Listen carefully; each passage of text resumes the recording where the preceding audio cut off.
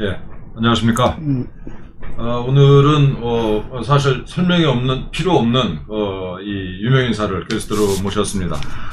우리 공화당의 고문 변호사이시고 또 윤리위원회 위원이신데 대구에서 초중고를 다 나오셨죠. 예. 예. 그리고 서울대학교 법학과 나오시고 행정고시와 사법고시를 둘 다 패스하셨습니다. 그리고 현재는 이제 법무법인 민주회 공동대표시고, KBS 이사회 이사십니다. 제목을 코로나 파쇼, 이렇게 돌파하자, 이렇게 잡았는데, 이 문재인 좌파 독재 정권이, 중공폐렴, 코로나 핑계대고, 그야말로 국민들을 상대로 걸핏하면 체포하고, 구속하겠다, 이런 협박질을 하고, 감시하고, 통제하고, 그야말로 파쇼질을 하고 있습니다. 이 전국에서, 그러면서 이제 이 온갖, 이게 비리는 또 다 저지르고 있는 이 집단, 이걸 어떻게 정말 끌어내릴 건지라는 주제를 가지고 이 말씀을 나눠보도록 하겠습니다. 우선 지난 8.15 광화문 집회 이후에 문재인 정권이 이 중공 배렴의 이 확산 책임이 광화문 집회에 참가한 사람들 그리고 이 교회에 있다라고 뒤집어 씌우고 있는데 어떻게 생각하십니까 이거? 결국 이 문재인 정권을요, 표현하면 남 탓 정권이다. 남 탓. 모든 게 남 탓이에요. 예.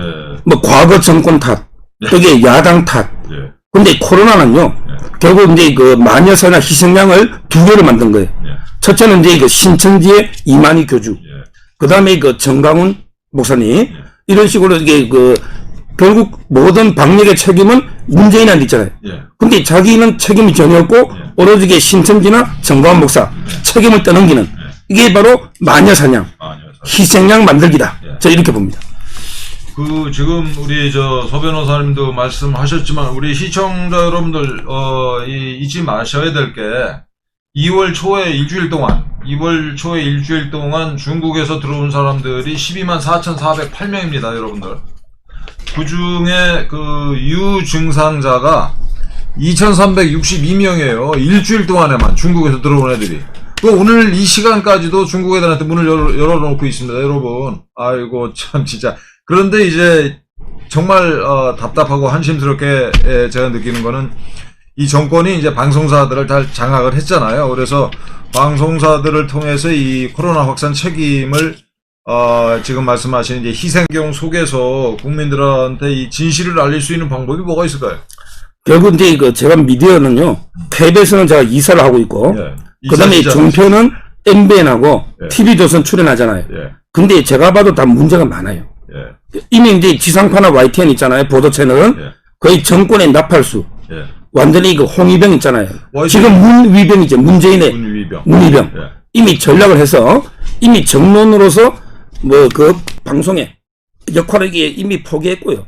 그 다음에 종편도 결국 이제 3년마다 심사를 합니다. 예. 재심사 때문에. 바른 소리를 이게 못해요. 솔직히 저도 종편이나 나가면 좀 위축됩니다.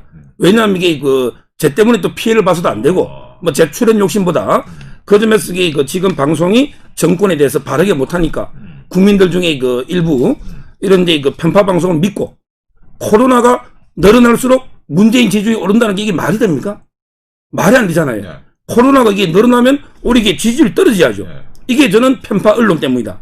이런 생각이 들고, 그럼 이게 우리 대응은 뭐냐? 그래도 저는 이게 유튜브는 이제 자유우파가 많이 장악하고 있고요. 물론 이제 일부 유튜브는 좀 가짜뉴스 이런 비판도 있지만 종합적으로 이게 유튜브를 보면서 팩트를 판단해보면 충분히 걸러서 우리가 볼 수 있거든요. 그래서 저는 일단은 이게 대하는 유튜브를 통해서 진실을 알리는 이런 노력이 필요하다 봅니다. 참, 열심히 유튜브도 만들고 시청도 하고 전파도 해야 되겠습니다. 정말 참 이게, 저 머리카락이 있으면 머리카락을 쥐어뜯고 싶은 심정인데. 우리 변호사님이나 저나 이렇게 의료 전문가가 전혀 아닙니다만, 이게, 근본적으로 소위 이제, 코로나, 트럼프 대통령은 이걸 중공 바이러스라고, 중국 공산당 바이러스다, 이렇게 장명을 했는데, 저는 이제 그게 맞다라고 생각합니다. 이게 중공 우한에서 실험실에서 이제 일부러 만들어가지고 전 세계 그야말로 일부러 확산시킨 병인데 이게 정체가 뭐냐를 가지고 이제 이 의사들 사이에서도 국내외적으로 의견이 사실 분분한 것 같습니다. 하나는 하나의 주장은 이제 또 하나의 독감이다 사실은 그게 두려워할 게 아니다. 또 뭐 이 그저 말라리아 치료제로 쉽게 치료할 수 있는 병이다라는 주장이 있고, 또 하나는 이거 진짜 괴질이다라는 주장도 있고, 어떻게 우리 저 비전문가 입장에서 저도 이게 전문가가 아니기 때문에 다만 이제 이거 방송하면서 의사들하고 같이 방송을 많이 하잖아요. 주로 이제 들어보기도 하고 또 최근에 제가 이제 이거 질병이 바꾼 세계 역사 있잖아요. 책도 이게 몇 권 좀 읽어봤습니다. 결국은 이제 이거는 시간이 지나봐야만 정확한 정체는 알 거예요. 우리가 옛날에 이제 흑사병이나 또는 스페인 독감 이런 게 있잖아요. 이것도 이게 당대에는 잘 몰랐어요. 결국은 이제 시간이 지나봐야 알고, 저는 이제 이것도 이 또한 지나가리라. 우리 솔로몬의 이거 반지 있잖아요. 이 또한 이게 지나가고 나면 나중에 보면 이제 정체가 드러나겠지만, 지금 제가 이게 본질이 중요한 게 아니고요. 꼭 이 코로나에서 하나 저는 지적하고 싶은 게, 결국 이 트럼프는 중공 바이러스, 그대로 이게 이름을 장명하잖아요.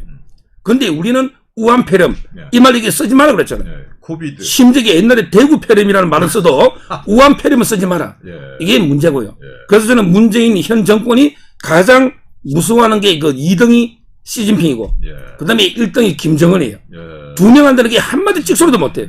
그래서 저는 이름도 우한 폐렴이라 못 쓰고, 우리 대구 폐렴처럼 코로나를 정치적으로 이용하는 거, 이게 가장 문제다. 이런 봅니다.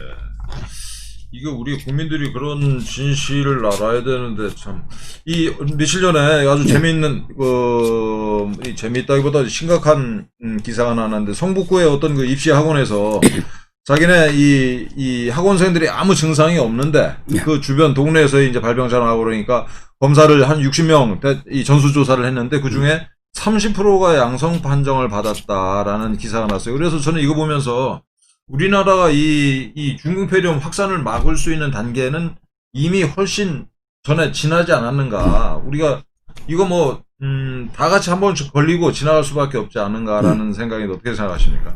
이게 바로요. 이게 바로 우리가 그 문재인이가 선전하는 있잖아요. K방역 우수하다 이런 거. 이게 허구성을 드러내는 거예요. K방역이라는 게 뭐 제대로 한 게 뭐 있어요. 우리나라는 이제 의료 체계가 좀 뛰어난 건 맞죠. 의사들이. 그렇지만 이게 정부가 뭐 독재 외에 한 게 하나도 없잖아요. 파쇼처럼. 이게 바로 저는 이제 총선의 이용해문 K방역, 이게 허구성을 드러내는 통계고요. 그래서 이제 그 제가 이런 말 했어요. 뭐 강화문의 집회 때문에 뭐 전수조사한다 이런 말 나오잖아요. 그럼 이게 야 청와대가 청와대 직원도 전수조사 해봐라. 20, 30% 논다. 광화문이 그 몇만 명, 몇십만 명이 왔잖아요. 이제까지는 몇백 명이라고 쏘기더니 이제 5만 명이 넘었었잖아요. 근데 제가 보기에 그 전후하고 옆에까지 치면 몇십만 될 수도 있잖아요. 이런 걸 이게 조사하면 몇 명 안 오겠어요? 그건 이게 평균보다 낮은 거예요. 그러면서 이게 책임은 전부 광화문에 떠넘기고 있잖아요. 이게 바로 저는 K 방역의 허구성이고, 그래서 현 정권은 모든 게 조작 정권이잖아요.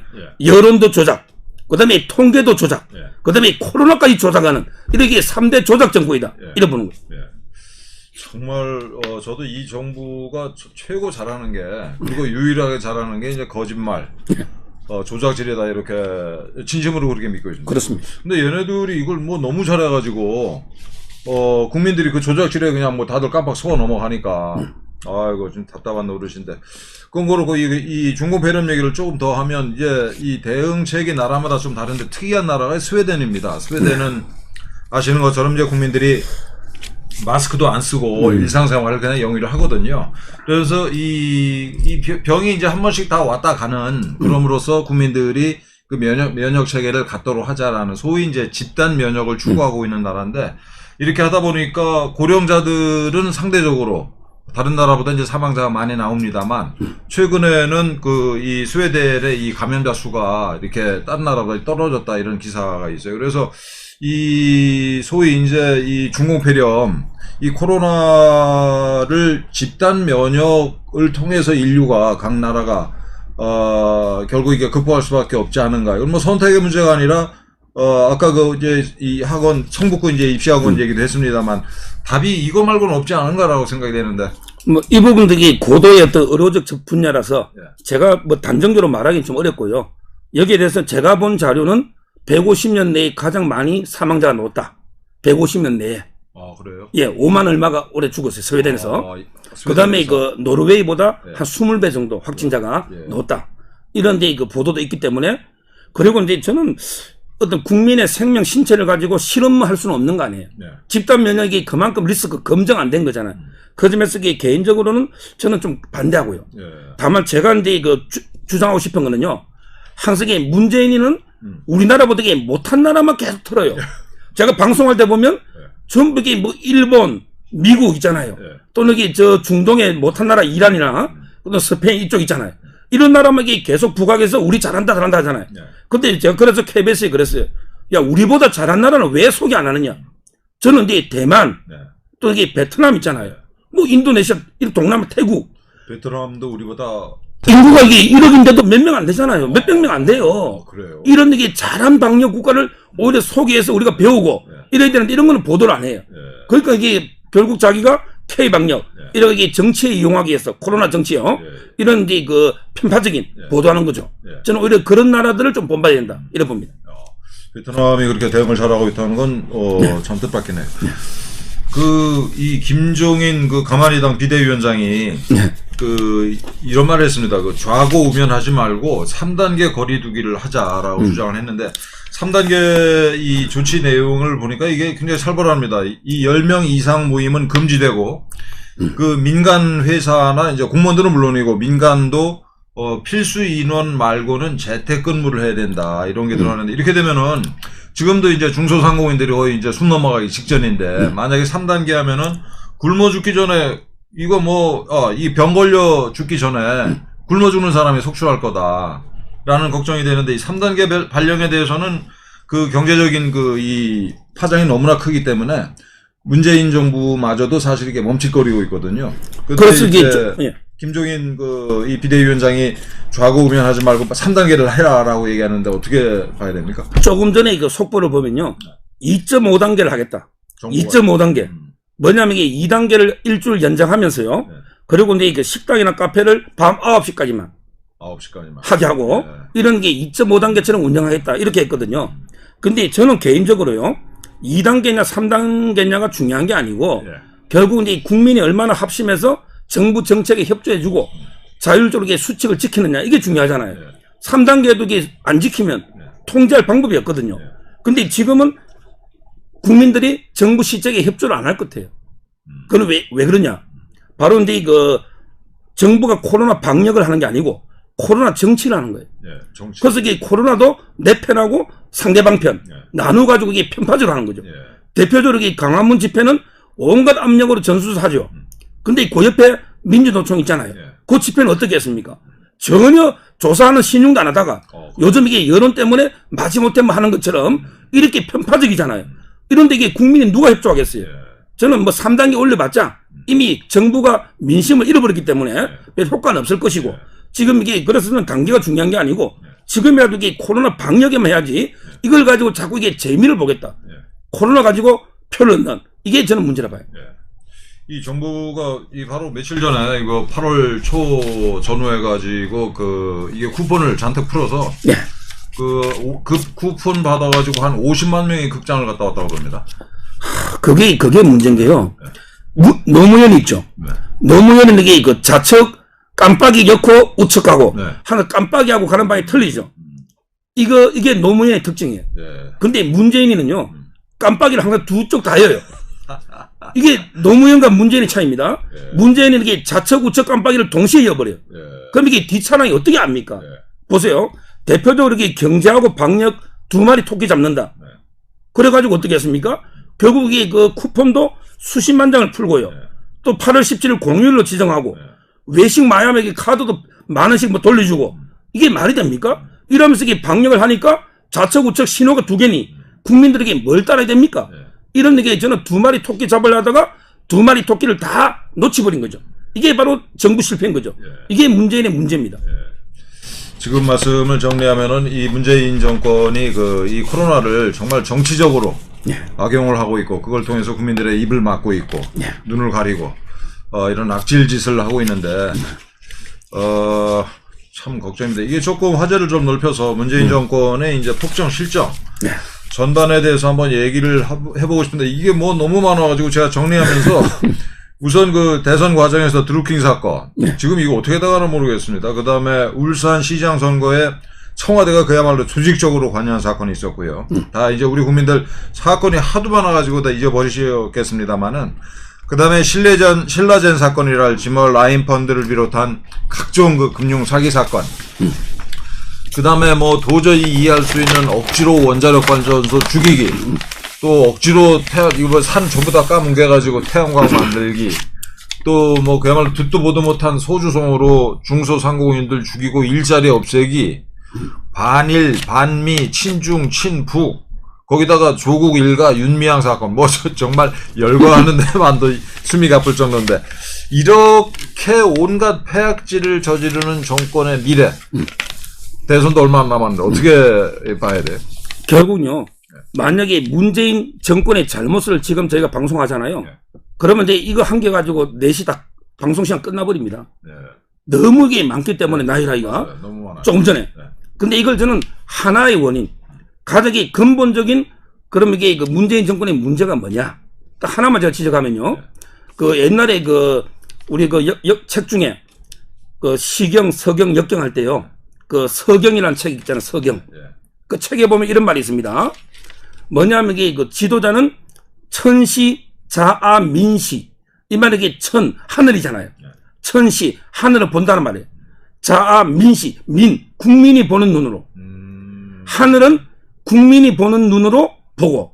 그 다음에 그 하늘은 듣는단 말이에요. 국민이, 즉, 백성이 듣는 귀로 들어야 되는 거예요. 이 말이 이게 문재인도 우리 국민 전체의 눈으로 보고 귀로 들어야 되잖아요. 근데 지금 문재인은요, 오로지 대깨문의 눈으로만 보고, 대깨문 있잖아. 대가리 깨져도 문재인 있잖아요. 그 다음에 대깨문의 귀로만 듣는 거예요. 그러니까 모든 게 대깨문을 위한 정치밖에 안 되는 거죠. 이게 국론이 완전히 분열된 거 아닙니까? 이러므로써 저는 모든 정책에 문제가 높다. 앞으로도 문재인은 대깨문의 지지, 이름 대깨문 떠나면 본인들이 아무것도 없잖아요. 그럼 계속 앞으로도 절대 정책 안 바꿉니다. 대깨문의 뜻에 따라 지금처럼 갈 거예요. 그럼 이게 그 결말은 보나만 하죠. 대깨문 해봐도 몇 프로 되겠어요. 결국 그 결말은요, 저는 주역의 제일 마지막 기회에 보면 항용유회, 하늘까지 올라간 용 있죠. 용은 이게 추락밖에 안 남습니다. 그게 항용유회입니다. 주역에. 따라서 이제 문재인의 운명도 이제는 이게 추락밖에 안 남았다. 이미 민심을 완전히 잃어버렸다. 이렇게 평가합니다.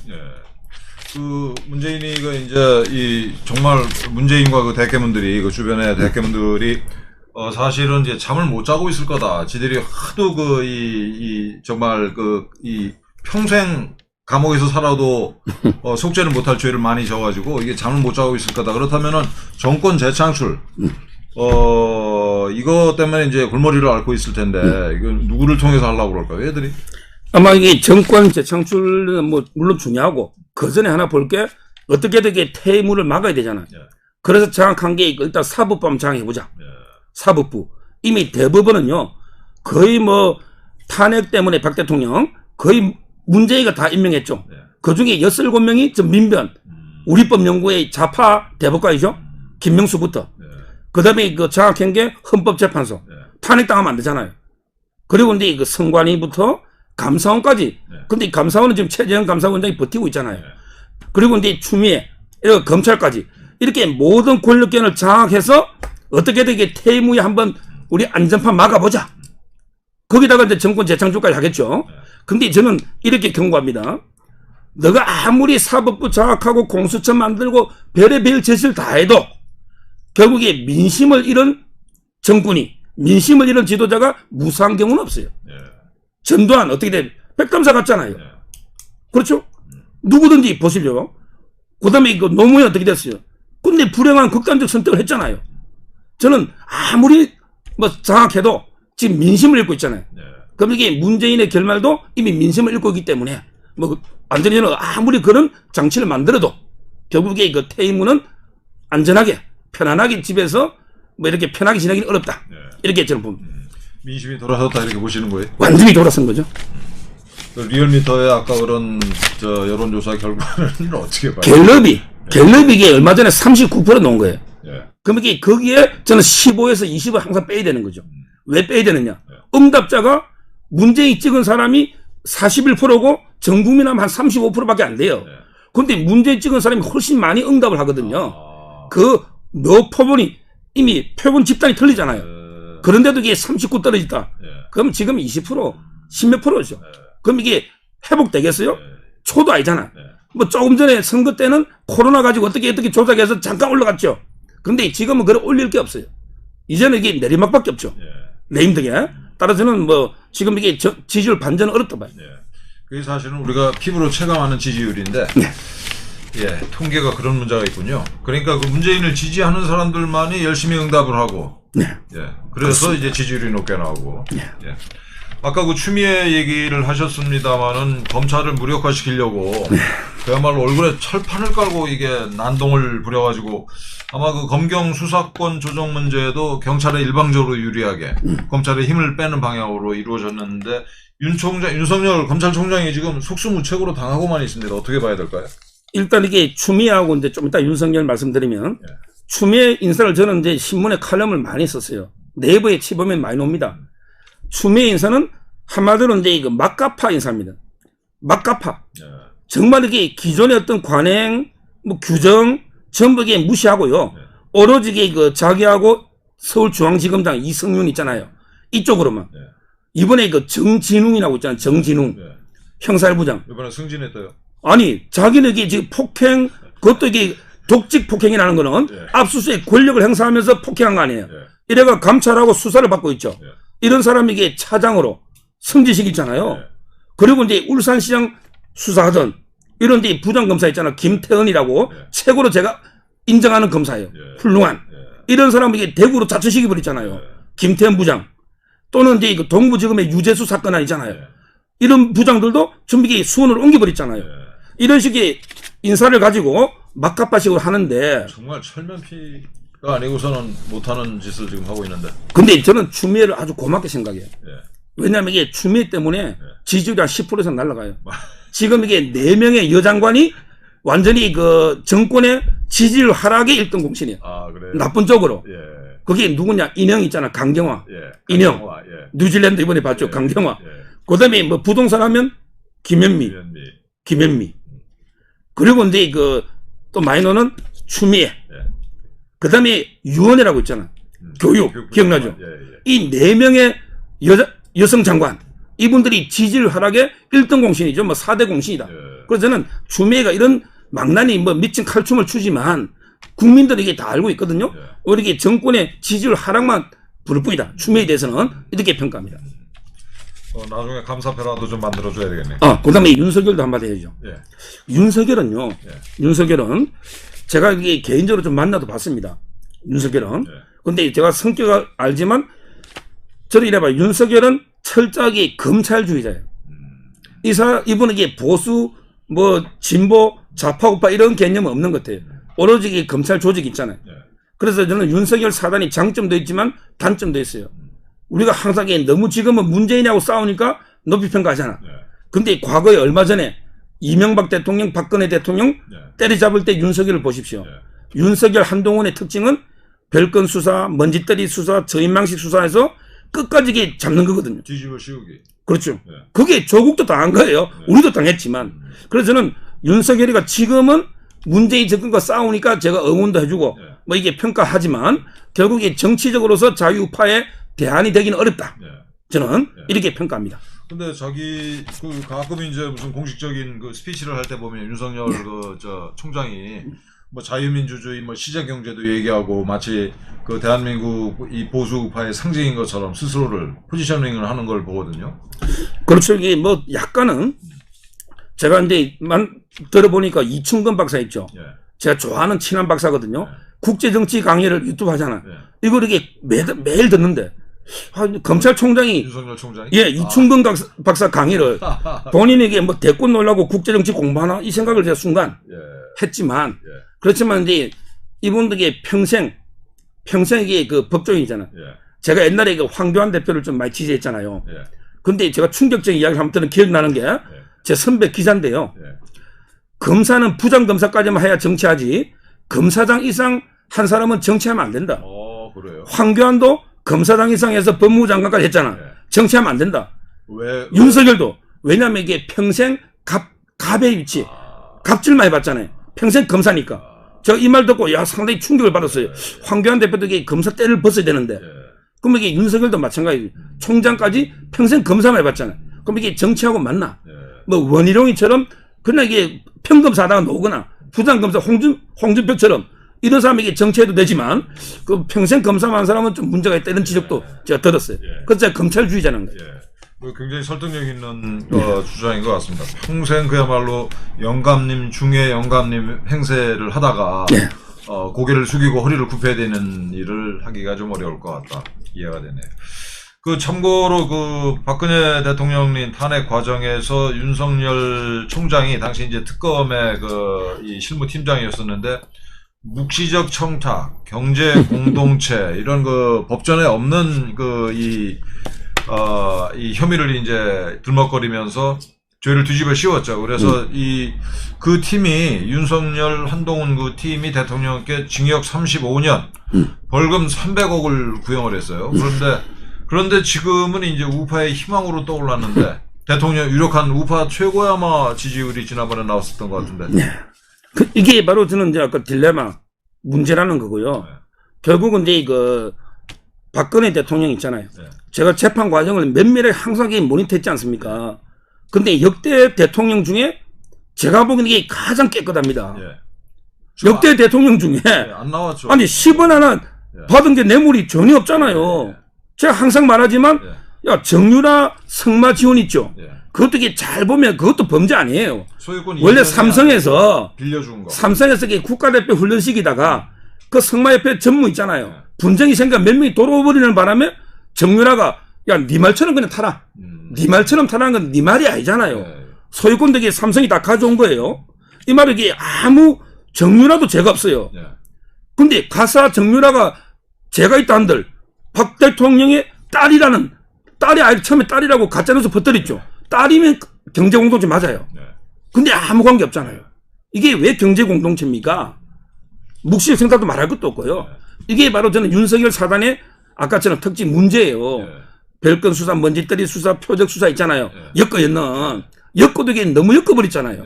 그래서 저는 윤석열이가 지금은 이제 이걸 문재인한테 문재인 패거리한테 이게 물어 뜯으니까 맹견처럼 제가 지지하는 거지만 정치적으로 이게 자유파의 대안으로 대선 후보 이거는 이게 아니라는 거예요.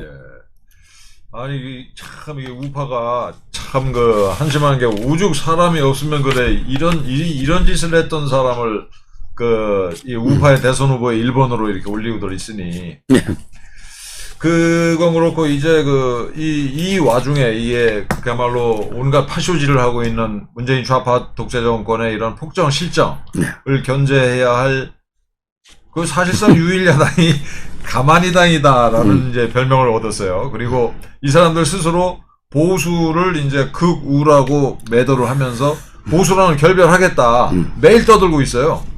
이게 집권 전략 측면에서는 타당성이 있다라고 볼 수 있을까요? 저는 이게 집권 전략에서 오히려 이게 마이너스로 봅니다. 이건 이게 도움이 안 돼요.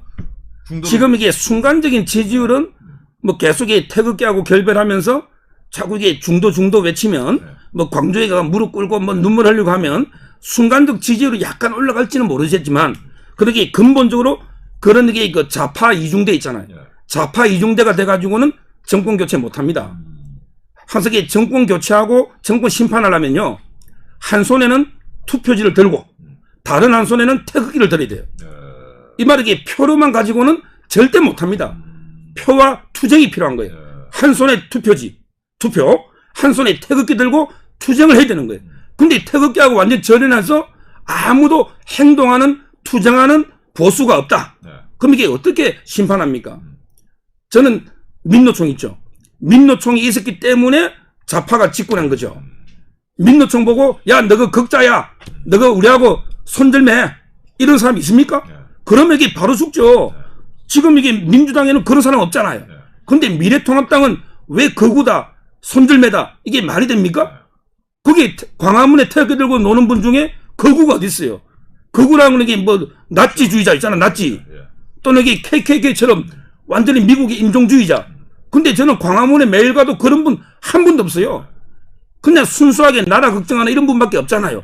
이런 분들에게 거구라고 손절매한다, 뭐 이제 한다. 이러면 이게 제가 보기 이거는 절대 정권 교체 못 합니다. 오히려 정권 교체하려면 투쟁이 필요하고, 그럼 이게 행동하는 우파, 어떻게든 이렇게 껴안고 가서 화합해서 같이 이게 나가야지, 통합해서. 이런 식의 전략은 좌파 이중대. 이게 바로 사이비 위장 보수잖아요. 이런 사이비 위장 보수가 어떻게 정권을 교체해서 합니까? 저는 이게 불가능하다 봐요. 이 가만히당의 이게 참 쇼킹한, 저 스스로 이제 놀랍고 이렇게 좌절스러운 현상이, 가만히당이 가만히 있는데도 문재인 정권이 실정이 이제 부각이 되면은 가만히당의 인기가 올라가요. 결국은 이런 걸 이게 한마디로 반사이익이다. 네. 반사이익이라는 말 쓰잖아요. 근데 제가 조금 전에 말한 것처럼 반사이익은 한계가 있는 거죠. 축구를 하더라도 상대가 이게 자살골을 계속 넣어주면 반사이익이 도움되지만 상대가 정신 차려가지고 자살골을 안 넣고 정신 차려서 바로 공격이 온다. 이러면 이게 반사이익으로 누릴 수 있습니까? 저희가 힘을 기르고 어떻게 능력을 길러서 자력으로 이게 정권을 개최해야지, 상대가 실수해서 잘못해서 가만히 있으면 반사이익 누리겠다. 이런 자세로는요, 절대 이게 정권 교체가 저는 불가능하다. 그렇게 오래 갈 수도 없고요. 그게 보세요. 반사이익으로 좀 올라갔다가 다시 이게 코로나 가지고 좀 늘면서 장난치니까 쑥 내려가 버리잖아요. 이게 바로 반사이익이에요. 이거는 저는 절대 안 된다 보는 거예요. 이 김종인 비대위원장 혼자 이런 멍청한 소리를 하면은 뭐 그러려니 할 텐데, 주호영 원내대표를 비롯해서 저쪽에 이 가만히당에 그래도 뭐 내로라 하는 사람들이 다 이런 멍청한 소리, 이게 중도 외연 확장이니 뭐 극우와의 이제 결별이니 이런 얘기를 하는데, 이걸 그 당에는 어떻게 사람이 없다라고 봐야 되나요? 어떻게 봐야 되나요? 결국은 근데 김종인은요, 저는 왜 김종인은 이게 언론에서 철새라고 안 하는지 도저히 납득이 안 돼요. 김종인이 이게 철새 아닙니까? 철새라는 게 뭐예요? 이리 갔다가 저리 갔다가 좌파 갔다가 우파 갔다가 이게 철새잖아. 근데 김종인에 대해서는 오히려 언론이 상당히 우호적이에요. 그게 저는 옛날에 할아버지 있잖아. 가인 김병로. 할아버지부터 이게 좀 조중동에서 약간 이게 김종인을 좀 밀어주는 게 있는데요. 결국 근데 김종인은 제가 보기에 한마디로 민주적 정당성이 없어요. 이분이 뭐 당원들의 투표로 위원장 된 것도 아니고, 국민의 투표로 된 것도 아니고, 아무 이게 된 게 없잖아요. 결국에 잠깐 임시직 사장이 불과한 거죠. 그렇죠? 내년에 임기 한 내년 4월쯤 되면 저는 이게 떠날 사람이고, 지금 이게 김종인이가 오히려 이게 보수를요, 상당히 괴멸시키고 있는 거예요. 보수를. 아니, 본인 혼자 가서 광주 가가지고 이게 국보에 내가 참여해가 호화호식해서 내가 죄송하다. 자기 혼자 이게 뭐 울고불고 사죄하면 누가 뭐랍니까? 국보위 위원이었어요? 국보위 위원했죠. 전두환 때. 예. 근데 왜 자기가 아무 보수의 자유파의 대표성도 없으면서 전체를 가서 막 자기가 잘못된 것처럼 사과하고 다 합니까? 자기 마음 되지. 자기가 이게 무슨 자유파 보수의 대표성이 있냐 말이에요. 저는 이게 상당히 지금 이렇게 가면요, 보수가 이게 분열될 수밖에 없어요. 저기 미통당도 쪼개질 수밖에 없어요. 오늘 이게 김종인이가 당무감사해가지고 지구당 위원장 3분의 2까지 바꾸겠다. 그럼 이게 당이 온전하겠어요? 결국에 분열돼서 쪼개질 수밖에 없다. 이런 겁니다. 미통당 분열 가능성이 있다. 지금 이제 우파, 운동권 일각에서는 미통당은 지금 한심한데, 미통당이라고 하는 틀, 이 제도적 틀 자체는 대단히 활용 가치가 있기 때문에 미통당의 우파들이 조직적으로 입당을 해서 미통당을 아래로부터 이렇게 변혁을 하자, 이게 미통당의 주도권을, 리더십을 장악을 하자, 이런 얘기를 하는 사람들이 있는데 어떻게 보세요? 결국은 이제 옛날에도 우파 일각에 왜 경선 황교안 대표하고 그때 김진태, 그다음에 오세훈이하고 경선할 때 있죠. 그때도 이제 태극기 어르신들 중에 야, 미통당 들어가가지고 좀 바꾸면서 김진태 한번 밀어보자, 이런 분들도 있고요. 또 최근에 유튜브 중에 뭐 고성국 TV라든지 이런 분들이 10만 아미고 가가지고 미통당 바꿔보자 입당해가지고 10만, 뭐 이런 게 있는데요. 제가 보기에 저는 어렵다 봐요. 지금 이게 미통당이라는 공고한 기득권 층이 있잖아요. 여기에 어느 세력이 입당해가 조직적으로 과연 이게 미통당을 근본적으로 바꿀 수 있는가? 저는 상당히 회의적으로 보고요. 제가 항상 우리 사과 같은 거 먹을 때도 조금 썩으면 베어내가지고, 근데 이게 그대로 먹지만 너무 이게 많이 썩어 물 게 별로 없다. 너무 많이 썩어 한 4분의 3 이상 썩어버렸다. 먹을 게 없다. 그럼 이게 사과 버려야죠. 예. 저 버려야죠. 저는 제가 보기에 미통당도 지금 상당히 그 정도 썩어가는, 잘하면 이게 오히려 미통당이 보수파한 데서 손절매 버려지는 이런 게 신세로 전락할 수도 있다. 이렇게 저는 우려합니다. 예. 그렇게 미통당은 이제 너무 썩어서 뭐 이렇게 가려서 이게 발라먹을 것도 없는 이게 썩은 사과다라고 말씀하셨는데, 미통당은 이제 아까도 이게 말씀드린 것처럼 자기 스스로 공개적으로 보수 정당이다라는 걸 포기했잖아요.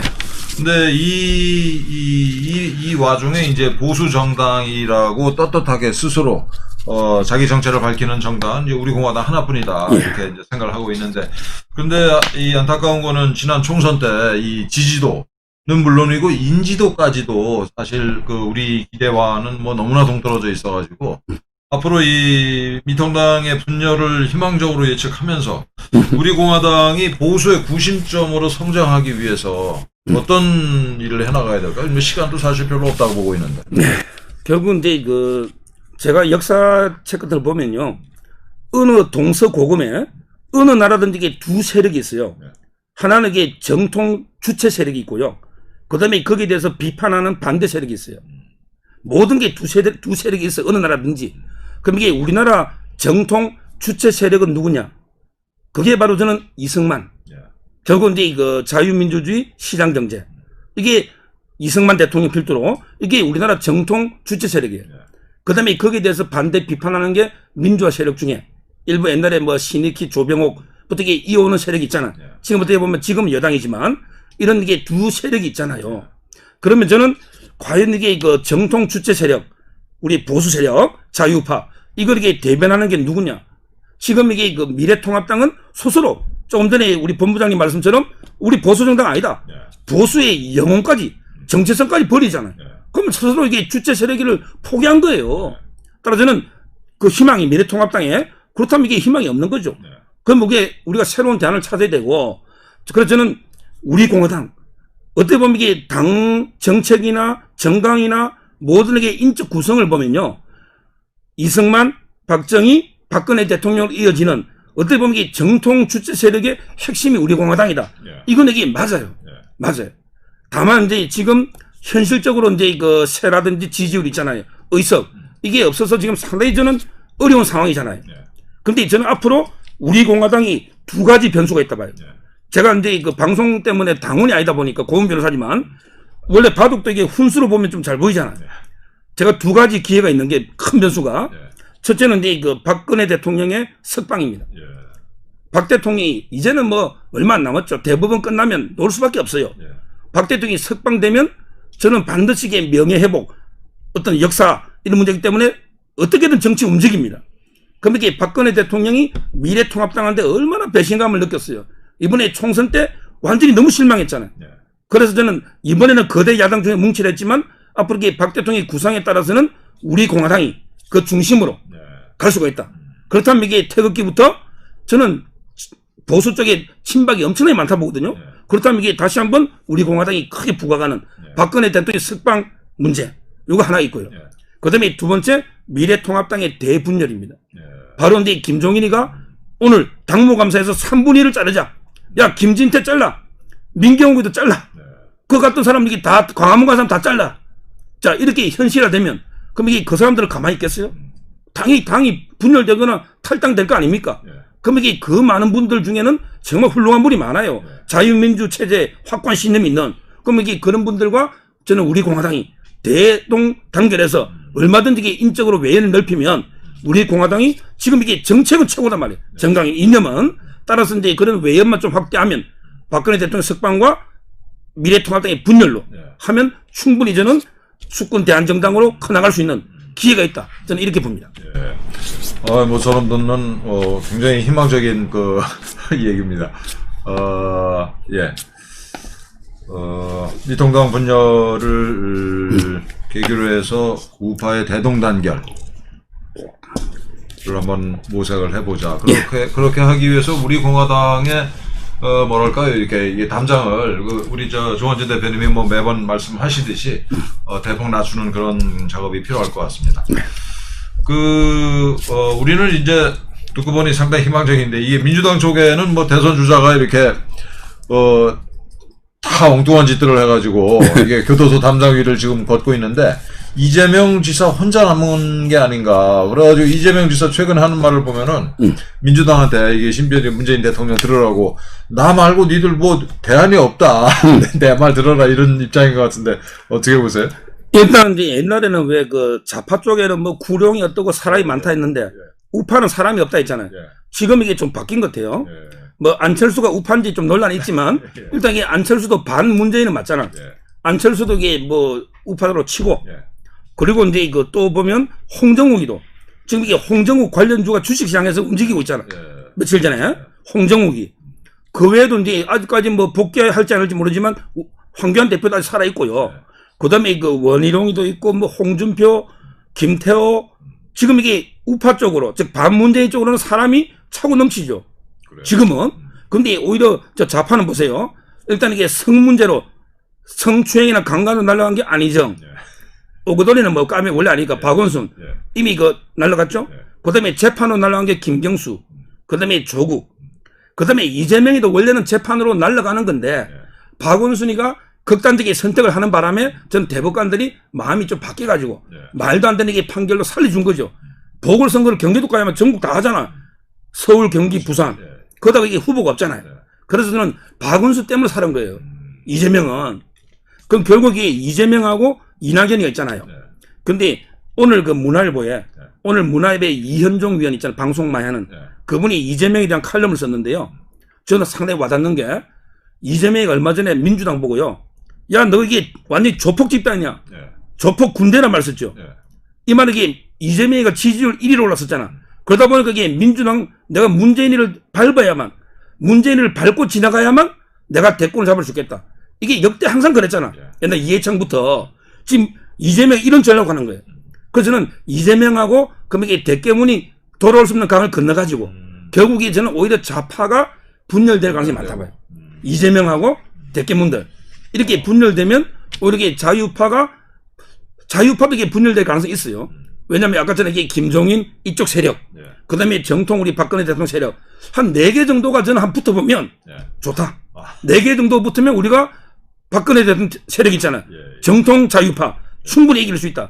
제가 생각하는 거는 이렇게 다자구도 4, 5자 이 정도면 이길 가능성이 있다. 저 이래 보면 1대1 구도는 안 갈 것 같아요. 사자 구도로 갈 수도 있다. 4자나 5자. 5자. 뭐 정의당 쪽에서 뭐 또 하나 낼 수도 있고. 예. 그 대통령께서 그 옥중에 계신지 그 건강도 안 좋으신데 3년이 넘었는데 이 대통령님 빨리 나오실 수 있게 우리가 할 수 있는 게 뭐가 있을까요? 결국 저는 두 가지로 보는 게요. 저희가 이제 그 투쟁을 해야 됩니다. 투쟁. 뭐냐면 이게 그 탄핵 무효. 이건 이게 정당한 투쟁이기 때문에 또는 이게 무죄 석방. 이런 게 투쟁은 계속 해야 된다. 그거는 제가 강조하고요. 그렇지만 이게 그 문재인이한테 뭐 사면을 좀 해달라. 이렇게 문재인한테 구걸하면 안 돼요. 탄핵이 무효라는 말은 문재인이가 대통령이 아니라는 겁니다. 그렇죠. 탄핵이 무효잖아. 무효라는 거는 소급에가 아무 효력이 없는 거예요. 그럼 이게 박근혜 대통령이 대통령이고 문재인은 이게 적법한 정당성 있는 대통령이 아니라는 뜻이잖아요. 그렇죠. 근데 탄핵은 누구 권해요? 탄핵은 우리 헌법의 대통령의 권한이잖아. 근데 권한 대통령도 아닌 사람한테 탄핵 사면 좀 해주세요. 사면권은 대통령 권한이니까 저는 이제 그 문재인한테 사면해달라. 이렇게 좀 애글복글 좀 하지 말아요. 그죠? 뭐 옛날에 윤상현 의원도 그렇고 누구도 그렇게 하지 말고 정당하게 우리가 투쟁을 통해서 탄핵 무효와 어떤 게 무죄 석방 이렇게 저희 투쟁 계속 해야 된다. 이렇게 보고요. 아마 이게 그 문재인이 성격으로는 절대 저는 사면해줄 가능성이 이게 낮아 보입니다. 이 사람이 이게 사면하는 순간에 정권이 바로 무너지거든. 대깨문들까지 떠나면. 그럼 이게 결국 저희 힘으로 투쟁을 통해서 저는 석방하는 이게 필요하다. 이렇게 봅니다. 11월 달에 미국 공화당 미국 대선에서 트럼프 대통령이 압승을 거두면서 우리 대통령님 이 석방 문제에도 좀 변수가 생기지 않을까요?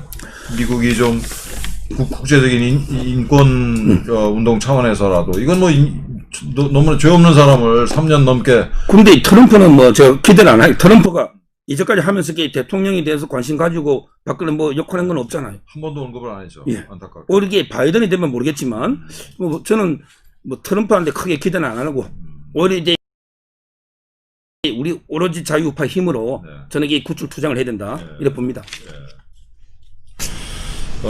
정말 건강하셔야 되는데,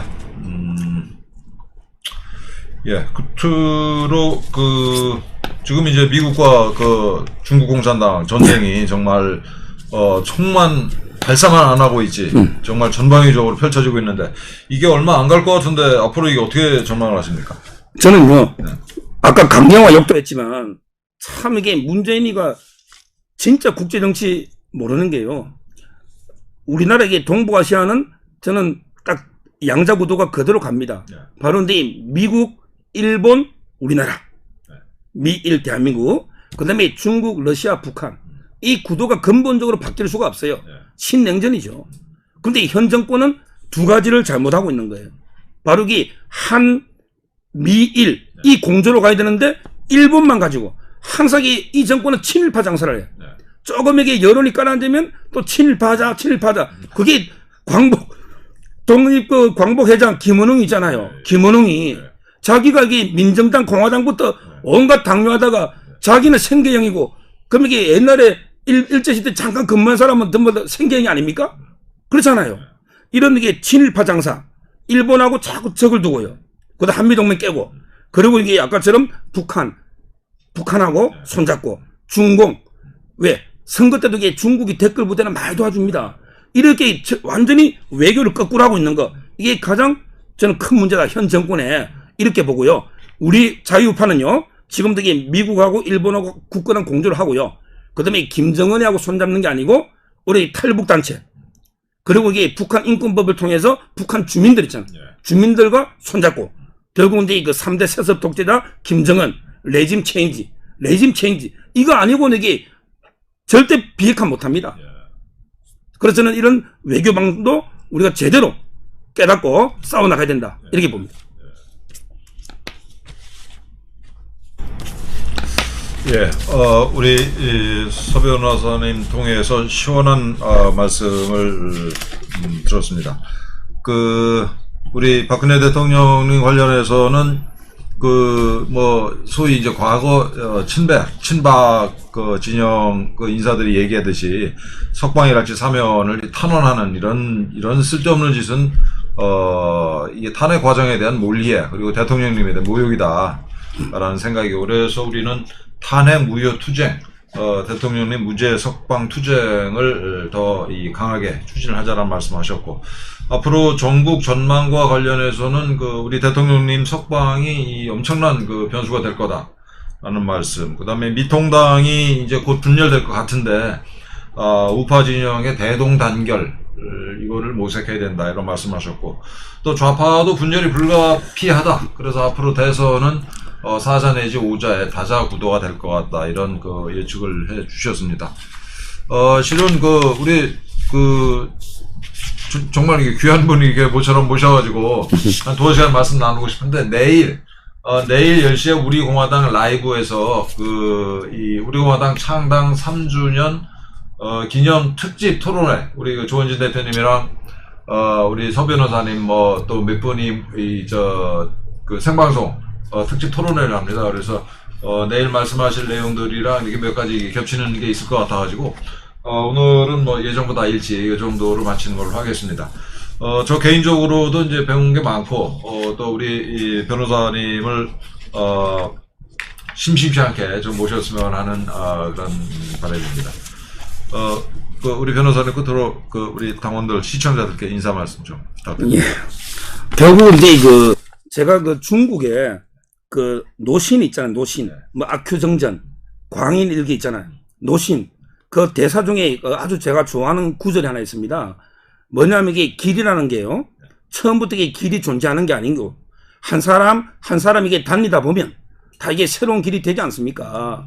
저는 이게 정말 와닿더라고요. 지금 이게 우리나라도요. 저는 우리 공화당이 바로 새로운 역사의 길을 개척해 나가야 된다. 이렇게 보는 게요. 지금 우리나라가 건국부터 산업화 민주화까지 제대로 왔어요. 근데 갑자기 문재인 좌파 정권 들어서 완전히 우리 모든 역사를 부정해버리고요. 오히려 이게 완전히 과거로 지금 돌리고 있지 않습니까? 지금 그래서는 우리나라 역사의 길이 지금 잃어버린 이런 이게 상태입니다. 여기에 우리 공화당이 저는 총력을 다해서 새로운 이게 선진 통일 강국 새로운 역사의 길을 창조한다는 마음으로 우리 한 사람 한 사람이 새로운 길을 만든다. 이런 이게 자세로 노력하면 반드시 이게 희망이 있다. 저는 지금 이게 약간 뭐 선거 사회로 이후에 코로나 때문에 저게 집회도 못하고 일단 저희는 투쟁을 해야 되잖아요. 그 약간 이게 좀 의기소침하고 이런 있지만 얼마든지 이게 상황이 또 변할 수 있기 때문에 저는 3년 동안 정말 이게 제가 태극기 집회를 봤잖아요. 비가 오나 눈이 오나 하나도 안 빠지고 정말 이게 3년 이상 투쟁한 당이 어딨냐 말이에요. 우리 공화당밖에 없잖아요.